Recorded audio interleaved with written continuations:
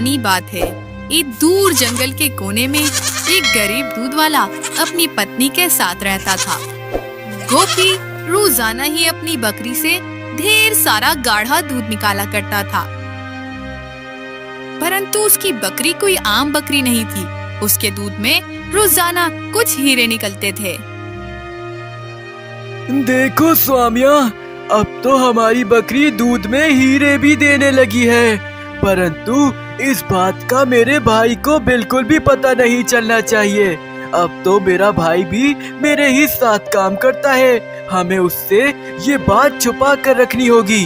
हाँ, कह तो आप ठीक रहे हो। आपका भाई है भी बहुत ज्यादा चालाक। अगर उसे पता चल गया तो वो तो सारे हीरे रात को आकर चुरा ले जाएगा यहाँ से। हमें सच में उससे ये सब बात छुपा कर रखनी होगी। बस हम उससे रोजाना दूध दिया करेंगे, हीरों के बारे में कभी भी नहीं बताएंगे। हाँ, बिल्कुल ठीक कह रही हो, ऐसे ही करूँगा। जब मैं दूध निकालने जाऊँगा तो उस समय उसको किसी काम से बाहर भेज दूंगा और उसके पीछे मैं सारे हीरे गायब कर दूंगा। फिर जब वो आएगा तो उसे दूध बेचने जाने के लिए भेज दूंगा। हाँ, जब हमारे पास ढेर सारे हीरे जमा हो जाएंगे ना, तो फिर हम इन हीरों को किसी सुनहार के पास ले जाएंगे और मुंह मांगे पैसे मांगेंगे, क्योंकि ये हीरे बहुत ज्यादा खास लगते हैं दिखने में।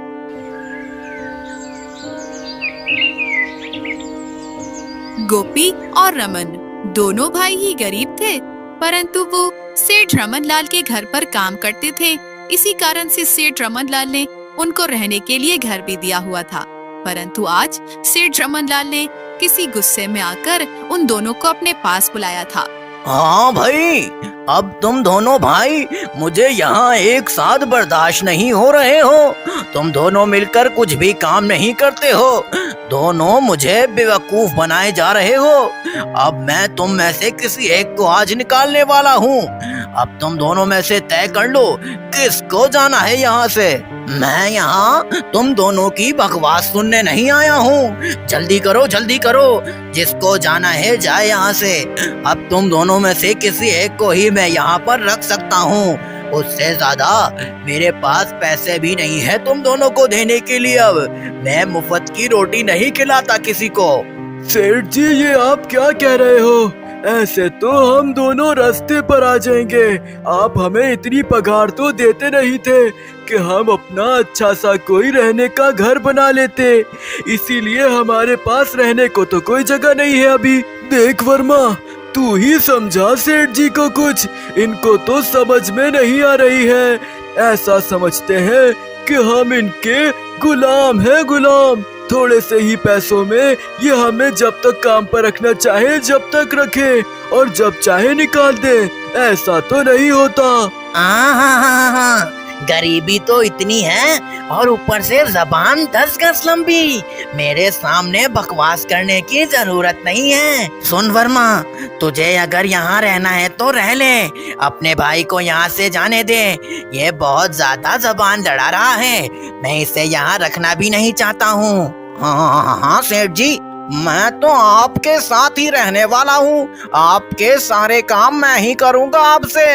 अरे मैं अपने भाई के साथ भला क्यों जाऊँगा, जब मुझे इतने अच्छे सेठ मिले हैं जिन्होंने मुझे इतने प्यार से अपने घर में रखा हुआ है। वर्मा, ये तू क्या कह रहा है?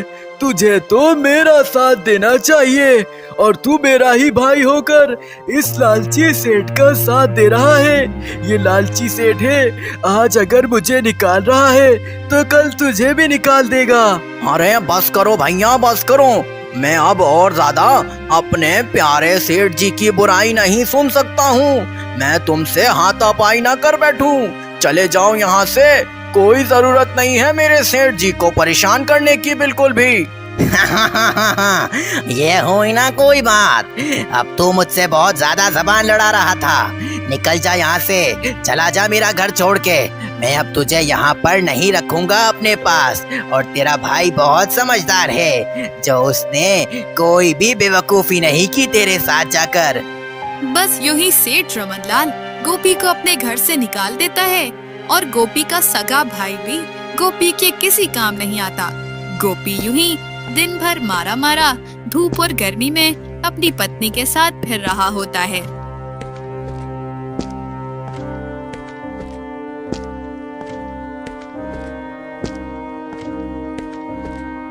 देख रही हो सौम्या, क्या समय आ गया है। मेरे ही अपने भाई ने मेरा साथ ना देने के बजाय उस लालची सेठ का साथ दिया है। उसके ही कारण अब हम ऐसे सड़कों पर घूम रहे हैं। सुने जी, इस तरह सड़कों पर घूमने से कुछ भी नहीं होगा। हमें जल्द ही कुछ न कुछ सोचना पड़ेगा। रहने का जल्द ही कोई बंदोबस्त करना होगा, वरना आखिर कब तक हम ऐसे ही सड़कों पर घूमते रहेंगे। हाँ, सही कह रही हो तुम, परंतु चिंता मत करो, मैंने कुछ सोच रखा है। देखो, जंगल में जाते हैं और वहाँ पर रहते हैं। वहाँ हमें कोई भी परेशान नहीं करेगा। वहाँ हम अपना छोटा सा झाड़ियों से झोपड़ा बना लेंगे और अभी जो पैसे मेरे पास हैं, उन पैसों से मैं एक बकरी खरीद लेता हूँ। बकरी का दूध निकाल कर बेचा करूँगा। उससे ही जो पैसे आएंगे उससे हम अपना गुजारा कर लिया करेंगे। हाँ, कह तो आप ठीक ही रहे हो। वैसे भी हमारे गांव वाले इतने अच्छे नहीं हैं कि हमें गांव में झोपड़ा लगाने दें। अगर हम गांव में अपनी छोटी सी झोपड़ी लगाएंगे तो सब हमें ताने मार मार कर ही मार डालेंगे। इससे अच्छा सबसे अलग जंगल में जाकर ही हम अपना झोपड़ा लगाते हैं। और हाँ, चलिए एक बकरी खरीद देते हैं ताकि उसके दूध को बेचकर हमारा गुजारा भी हो सके। कुछ ही देर में गोपी बाजार पहुँच जाता है और वहाँ पहुँचते ही वो एक बहुत ही खूबसूरत प्यारी सफेद सी बकरी खरीद लेता है। जो बकरी दिखने में तो बहुत खूबसूरत थी, परंतु वो एक रहस्यमयी बकरी थी। कुछ ही देर में गोपी जंगल में अपनी बकरी को ले जाता है और वहाँ जाकर अपना झाड़ियों से एक बड़ा सा झोपड़ा बना देता है। अब गोपी अपनी बकरी का दूध निकालने लगता है और यहीं से अपने नए काम की शुरुआत करने लगता है।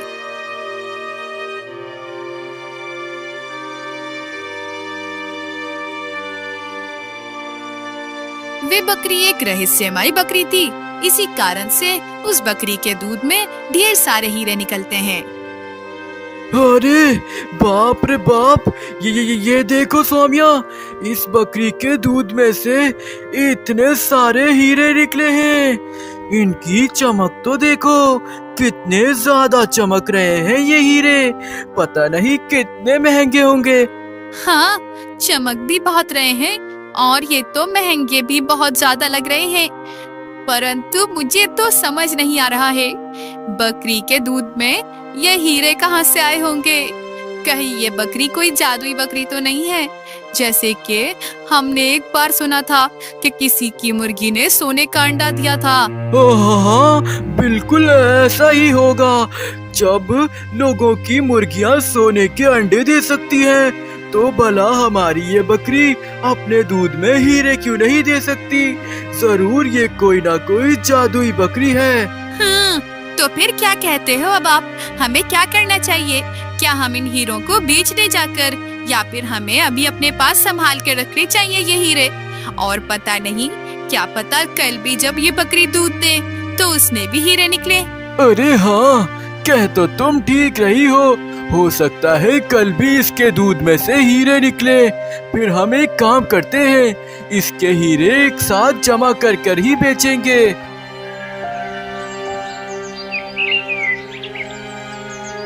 अगले दिन भी जब गोपी अपनी बकरी का दूध निकालता है, तो आज भी उस बकरी के दूध में काफी सारे हीरे होते हैं। ये देखकर गोपी समझ जाता है कि रोजाना उसकी बकरी अब उसे हीरे देने वाली है।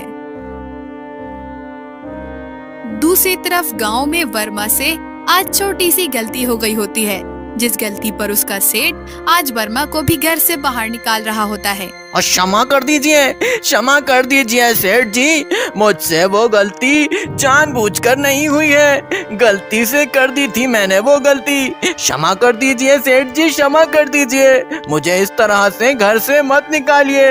मैं तो अकेला हूँ, कहाँ पर रहूँगा? वो सब मैं नहीं जानता। कहीं पर भी जा तू, मैं तुझे अब अपने घर में नहीं रखूंगा। मुझे अपने घर में ऐसे काम करने वाले चाहिए जो कि कभी भी कोई गलती ना करे। तू और तेरा भाई ऐसे ही है, तभी मैंने पहले तेरे भाई को निकाला, अब मैंने यहाँ से तुझे भी आज निकाल दिया है। चला जा यहाँ से, दफा हो जा।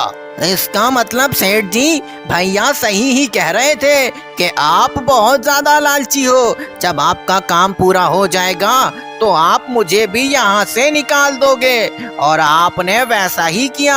इससे तो अच्छा मुझे अपने भाई की बात मान लेनी चाहिए थी। तू अपने भाई की बात मान भी चुका होता तो भी तू आज रो रहा होता। तेरा भाई भी कहीं सड़कों पर घूम रहा होगा।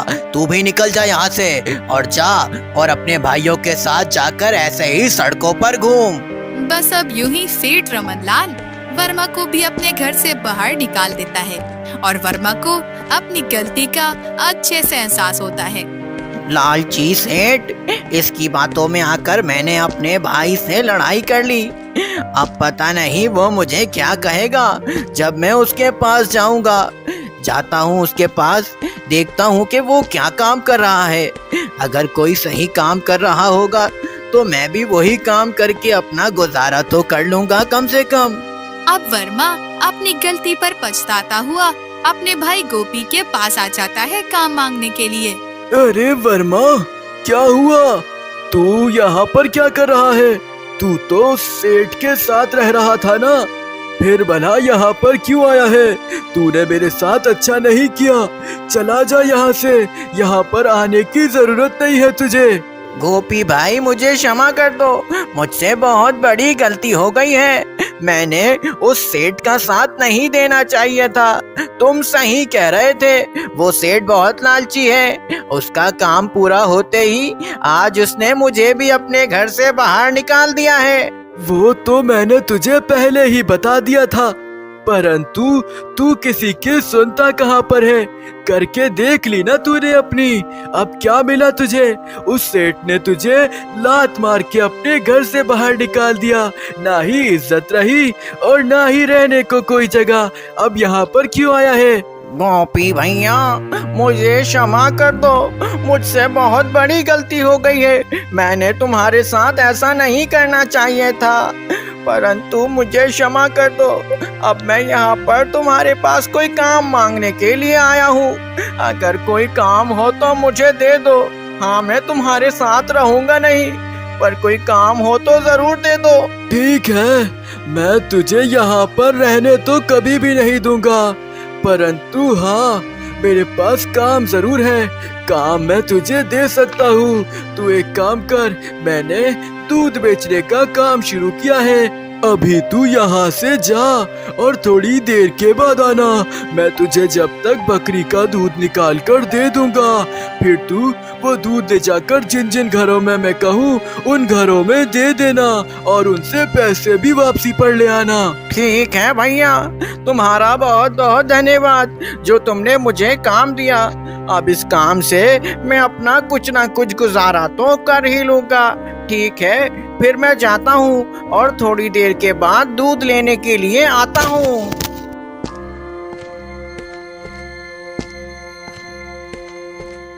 गोपी वर्मा को वहाँ से भेजकर अब अपनी बकरी का दूध निकालने लगता है।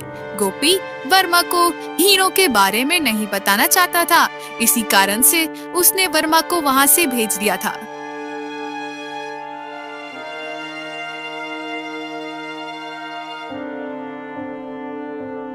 ये लो स्वामिया, ये सारे हीरे संभाल कर छुपा कर रख दो। इसके बारे में वर्मा को बिल्कुल भी पता नहीं चलना चाहिए। वो बहुत ज्यादा लालची है और थोड़ा सा पागल भी है। उसको पता लगा तो वो जरूर इन हीरो को चुराने की कोशिश करेगा, और अगर उसने किसी को बता दिया तो वो तो हमारी बकरी चुराने ही आ जाएंगे फिर। हाँ, आप कह तो ठीक रहे हो। आपका भाई वैसे भी बहुत ज्यादा तेज है। वो जरूर इन हीरो को चुराने की कोशिश करेगा। हमें उससे ये बात छुपा कर रखनी होगी। और वैसे भी पहले आपके भाई ने कौन सा हमारा साथ दिया जो कि वो अब देगा। आपके भाई पर भरोसा नहीं कर सकते हैं, इसीलिए पहले ही ये हीरे छुपा देती हूँ मैं। हाँ, मैं उसे अच्छे से जानता हूँ। ना उसने पहले कभी मेरा साथ दिया है और ना आगे कभी देगा। वो हमेशा दूसरों को ही अच्छा समझ रहा होता है, इसीलिए उससे तो छुपा कर ही रखना पड़ेगा ये सब। वो मुझसे जलता भी है। हाँ ठीक है, हम वर्मा को कुछ भी नहीं बताएंगे, उससे अपनी बकरी के बारे में बिल्कुल भी नहीं बताएंगे।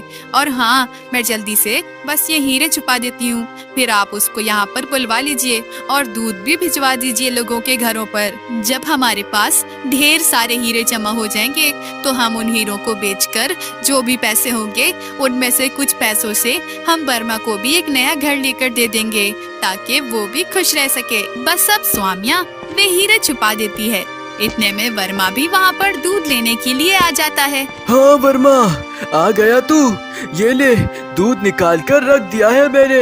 अब जल्दी से जा और सेठ जी के घर के बराबर के जो 4 घर हैं, उन चारों घरों में ये दूध देकर आ जा और उनसे पैसे जरूर लेकर आना। हाँ, वो तो मैं कर ही लूँगा, परंतु मुझे समझ नहीं आ रहा है, ये भैया ने मुझे दूध निकालने के समय यहाँ से भेज क्यों दिया था?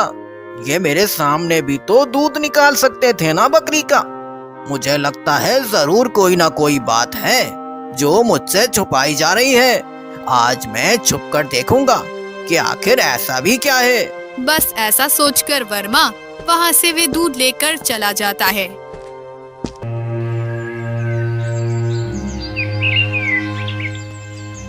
रोज की तरह आज भी गोपी वर्मा को देने के लिए अपनी बकरी का गाढ़ा गाढ़ा दूध निकाल रहा होता है।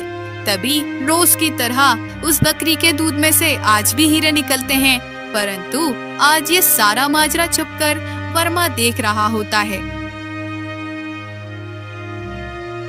बाप रे बाप, इतना बड़ा धोखा! मुझे विश्वास नहीं हो रहा है कि मेरा भाई मुझे इतना बड़ा धोखा दे सकता है। ये तो मेरे साथ बहुत नाइंसाफी हो रही है। भैया सारे हीरों के पैसे खुद अकेले ही हड़पना चाहते हैं। मैं ऐसा हरगिज नहीं होने दूंगा।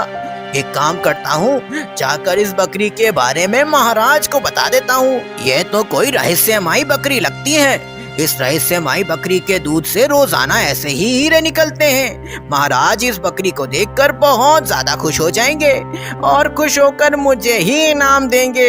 अभी जाता हूँ और जाकर महाराज को सब कुछ बता देता हूँ। बस यूं ही हमेशा की तरह बुरा सोचकर वर्मा आज राजा को सब कुछ बताने के लिए चला जाता है।